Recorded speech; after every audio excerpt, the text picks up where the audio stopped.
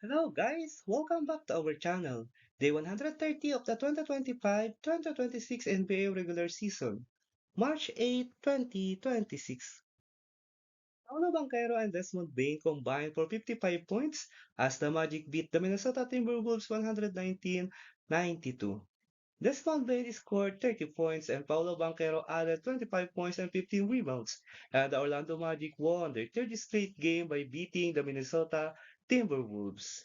Desmond Bain was 10 of 17 from the field and made all 10 free throws from his 11-30 plus point game of the season. Banquero made 10 of 18 shots.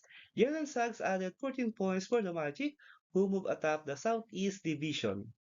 Anthony Edwards scored 34 points, including 13 of 14 from the free throw line, but the Minnesota had its five-game winning streak snapped. Julius Randle scored 14 points and grabbed a team-high 9 rebounds for the Timberwolves. Minnesota shot just 35.7% in scoring its second fewest points of the season.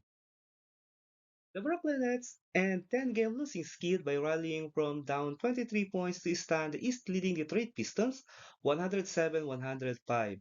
Zaire Williams made two three-pointers in the final 3 minutes and finished with 23 points as the Brooklyn Nets ended a 10-game losing streak by rallying to beat the Detroit Pistons. Michael Porter Jr. had 30 points and 13 rebounds for the Nets. The Nets held the Pistons to 22 points on 36.8% shooting in the third period to get within 84-73 entering the fourth. Tobias Harris had 18 points and 10 rebounds for Detroit, and Jalen Dorian had 17 points and 14 rebounds. The Pistons, who have lost three straight for the first time this season, were missing Cade Cunningham and Osar Thompson.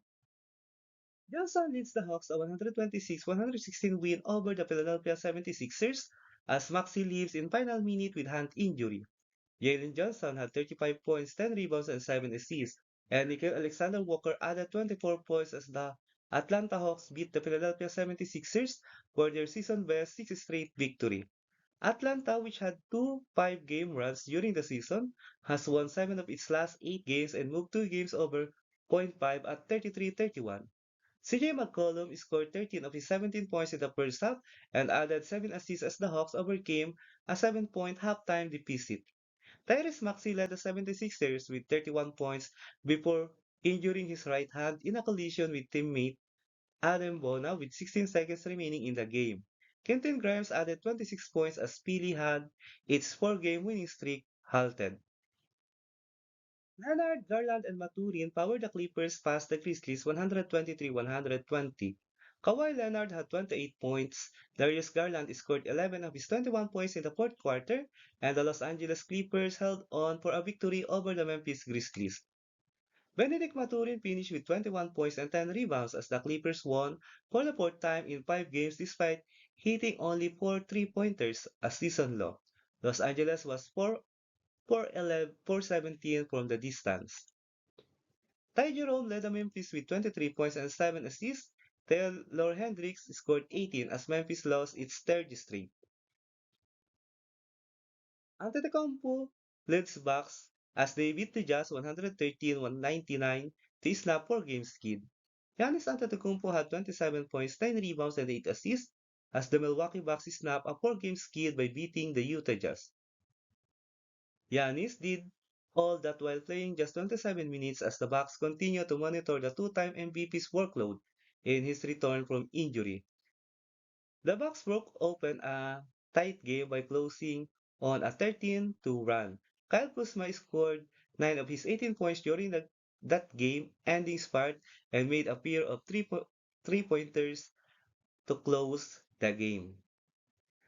Ryan Rollins had 13 points, 11 rebounds, and 7 assists. Keontae George scored 22 points and Bryson Sabo added 17 off the bench for Utah, which shot just 34.4% from the floor and went 12 of 49 from three-point range. Thunder beat Warriors 104-97 for fifth straight win. Shai Gilgeous-Alexander scored 27 points and the Oklahoma City Thunder defeat the Golden State Warriors for their fifth straight win. Alexander made just 6 of 15 field goals but He made 14 of 15 free throws to maintain his usual production. He has scored at least 20 points in 125 consecutive games. He can tie Will Chamberlain's record of 126 straight games with at least 20 points this coming Monday at home against Denver.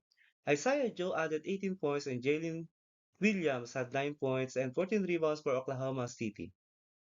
Gil Santos had 22 points and 11 rebounds, double-double, and Brandon Posemski scored 17 points for the Warriors, who were held to 40.9% shooting. Let's proceed to the NBA regular season games schedule on March 9, 2026. Donovan Mitchell and the Cleveland Cavaliers will face the visiting Boston Celtics led by Jaylen Brown in Rocket Arena at 1 a.m. Philippine time or 1 p.m. Eastern time. Luka Doncic and the Los Angeles Lakers will face the top New York Knicks team led by Jalen Brunson in Crypto.com Arena at 3:30 a.m. Philippine time or 3:30 p.m. Eastern time. The East leading Detroit Pistons led by Kate Cunningham will try to end their world three-game skid and gain momentum as they face Tyler Hero and the Miami Heat in Kaseya Center at 6 a.m. Philippine time or 6 p.m. Eastern time. Scotty Barnes and the Toronto Raptors will try to end their two-game losing skid as they face the struggling Dallas Mavericks led by Cooper Flag in Scotiabank Arena at 6 a.m. Philippine time or 6 p.m. Eastern time. Alex Sarr and the Washington Wizards will try to be back in the win column as they play Trey Murphy III and the New Orleans Pelicans in Smoothie King Center at 7 a.m. Philippine time or 7 p.m. Eastern time.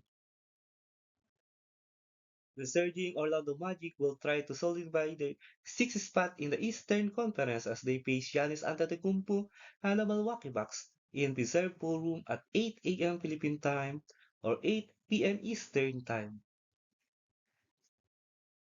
Kevin Durant and the Houston Rockets will have a tough matchup as they face Victor Wembanyama and the San Antonio Spurs in Frostbank Center at 8 a.m. Philippine time or 8 p.m. Eastern time.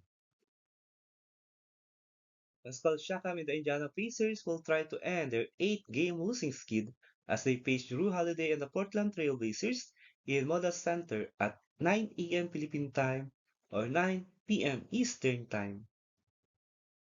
The slumping Sacramento Kings led by DeMar DeRozan will play the visiting Chicago Bulls led by Josh Giddey in Golden One Center at 9 a.m. Philippine time or 9 p.m. Eastern time.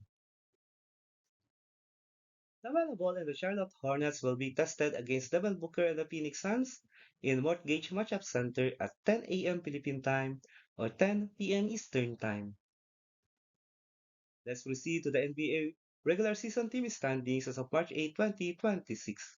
Let's start with Eastern Conference team standings for the 130. 15 Indiana Pacers, 15 and 48 record with 8-game losing skid. 14 Brooklyn Nets, 16 and 47 record. 13 Washington Wizards, 16 and 46 record with 7-game losing skid. 12 Chicago Bulls, 26 and 37 record. 11 Milwaukee Bucks, 27 and 35 record. Number 10 is the Charlotte Hornets, 32 and 32 record. Number 9 is the Atlanta Hawks, 33 and 31 record with 5-game winning streak. Number 8 is the Philadelphia 76ers, 34 and 29 record with 2-game winning streak. Number 7 is the Miami Heat, 35 and 29 record with 4-game winning streak. Number 6 is the Orlando Magic, 34 and 28 record. Number 5 is the Toronto Raptors, 35 and 27 record with 2-game losing skid. Number 4 is the Cleveland Cavaliers, 39 and 24 record with 2-game winning streak. Number 3 is the New York Knicks, 41 and 23 record. Number 3 is the Boston Celtics, 42 and 21 record. And the best team in the Eastern Conference is the Detroit Pistons, 45 wins with 17 losses and has 2-game losing skid. Let's proceed to the Western Conference team standings for the 130. 15 Sacramento Kings, 14 and 50 record with 3-game losing skid. 14 Utah Jazz, 19 and 45 record. 13 New Orleans Pelicans, 20 and 45 record. 12 Dallas Mavericks, 21 and 42 record with 6-game losing skid. 11 Memphis Grizzlies, 23 and 39 record with 3-game losing skid. Number 10 is the Portland Trail Blazers 30 and 34 record. Number 9 is the Los Angeles Clippers 31 and 32 record. Number 8 is the Golden State Warriors 32 and 31 record. Number 7 is the Phoenix Suns 36 and 27 record. Number 6 is the Los Angeles Lakers 38 and 25 record. Number 5 is the Denver Nuggets 39 and 25 record.